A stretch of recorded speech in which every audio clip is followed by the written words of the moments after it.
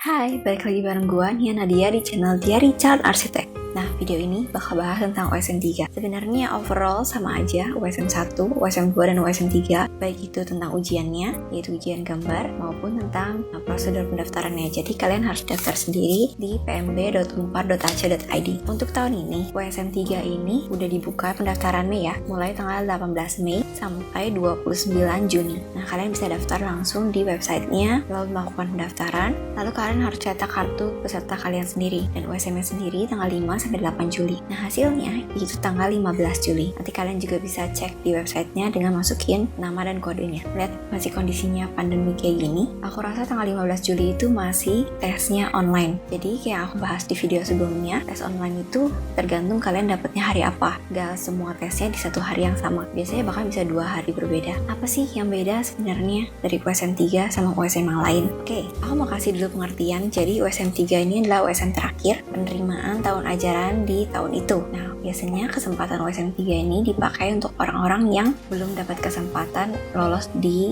SBMPTN, atau kadang-kadang juga mereka belum keterima di USM 2, mereka akan ambil USM 3. Dengar-dengar nih rumornya kalau USM 3 itu sumbangannya harus besar supaya kalian diterima, dan kalau sumbangannya udah gede itu pasti keterima. Aku mau kasih dulu pengertian ya. Jadi USM 3 ini kan adalah USM terakhir nih, dan mereka biasanya masih punya kuota untuk beberapa fakultas jurusan. Jadi misalnya mereka punya 300 kursi untuk tahun ini untuk jurusan arsitektur. Di USM 1 dan 2 ini pasti udah terpenuhi beberapa ratus dari mungkin bisa 2/3 atau bahkan bisa 300-nya udah hampir full. Nah, mereka akan kasih spare sisanya itu untuk jatah USM 3. Dan biasanya ada teman-teman kalian yang udah lolos USM 1 dan USM 2, tapi mereka nggak ambil kesempatan itu. Mereka nggak bayar uang pendaftarannya. Jadi, Unpar akan kasih jatah itu ke kalian-kalian yang mau USM 3. Jadi kenapa sistem di Unpar itu, kalau misalnya kalian udah keterima USM 1, kalian harus langsung bayar di periode waktu setelah hasilnya keluar. Begitu pula dengan USM 2, supaya mereka bisa tahu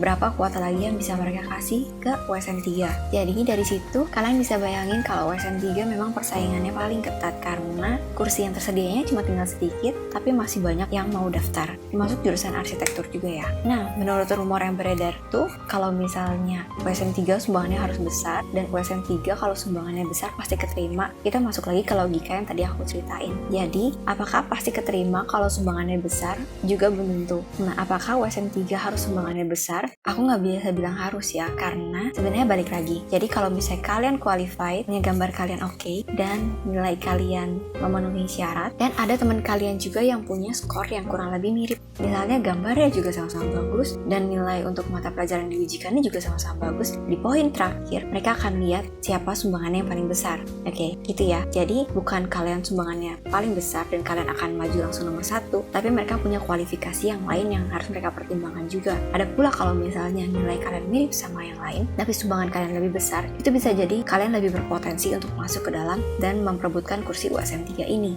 Nah, jadi nggak bisa diartikan secara mentah kalau kalian sumbangannya besar banget, kalian pasti akan keterima, dan kalau kalian sumbangannya kecil banget, kalian pasti bakal nggak lolos. Itu dulu video hari ini. Aku harap pengertian kalian tentang USM 3 dan sumbangan ini nggak jadi rancu ya, dan kalian tetap berusaha sebaik mungkin kalau misalnya kalian benar-benar mau keterima di UNPAR. So, semangat USM 3, bye-bye.